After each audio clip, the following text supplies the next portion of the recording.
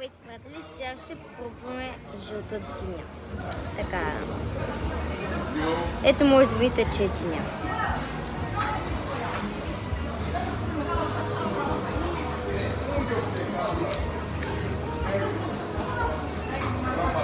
Определено нормалната диня ми харесва повече. Обаче и тази не е лоша.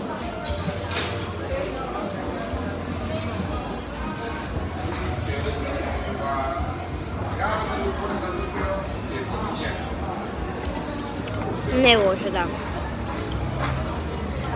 И даваме 7,5 от 10, защото е малко кисела. От този край е кисела, от този край не е кисела. И да, ще абонирайте се за канала и до нови срещи. И лайкнете видеото.